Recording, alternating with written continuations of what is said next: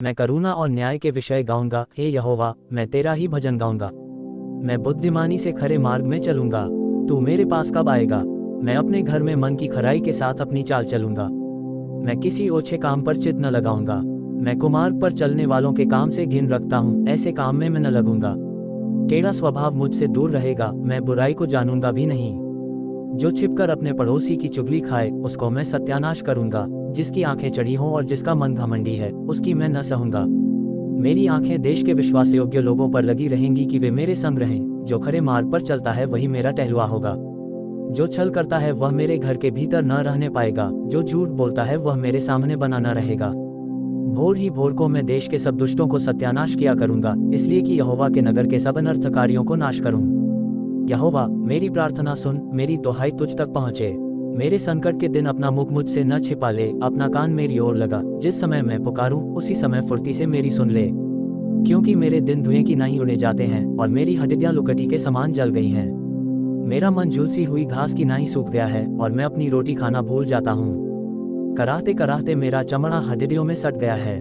मैं जंगल के धनेश के समान हो गया हूँ। मैं उजड़े स्थानों के उल्लू के समान बन गया हूँ।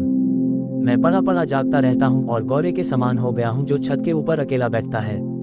मेरे शत्रु लगातार मेरी नामधराई करते हैं। जो मेरे विराध की धुन में बावले हो रहे हैं, वे मेरा नाम लेकर शपथ खाते हैं।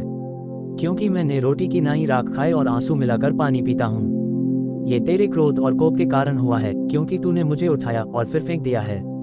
मेरी आयु ढलती हुई छाया के समान है और मैं आप घास की नाई सूख चला हूँ। परंतु हे यहोवा, तू सदैव विराजमान रहेगा और जिस नाम से तेरा स्मरण होता है वह पीढ़ी से पीढ़ी तक बना रहेगा। तू उठकर सियोन पर दया करेगा, क्योंकि उस पर अनुग्रह करने का ठहराया हुआ समय आ पहुंचा है। क्योंकि तेरे दास उसके पत्थरों को चाहते हैं और उसकी धूलि पर तरस खाते हैं। इसलिए अन्य जातियां यहोवा के नाम का भय मानेंगी और पृथ्वी के सब राजा तेरे प्रताप से डरेंगे। क्योंकि यहोवा ने सियोन को फिर बसाया है और वह अपनी महिमा के साथ दिखाई देता है।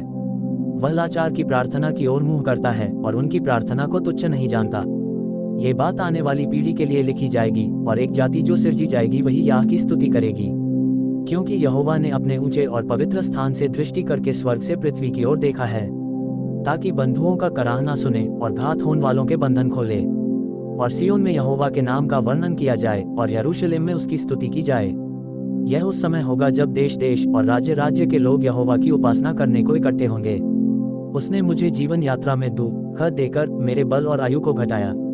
मैंने कहा, हे मेरे ईश्वर, मुझे आधी आयु में न उठा ले। मेरे वर्ष पीढ़ी से पीढ़ी तक बने रहेंगे। आदि में तूने पृथ्वी की नेव डाली और आकाश तेरे हाथों का बनाया हुआ है। वह तो नाश होगा, परंतु तू बना रहेगा और वह सब कपड़े के समान पुराना हो जाएगा। तू उसको वस्त्र की नाई बदलेगा और वह तो बदल जाएगा, परंतु तू वही है और तेरे वर्षों का अंत नहीं होने का। तेरे दासों की संतान बनी रहेगी और उनका वंश तेरे सामने स्थिर रहेगा।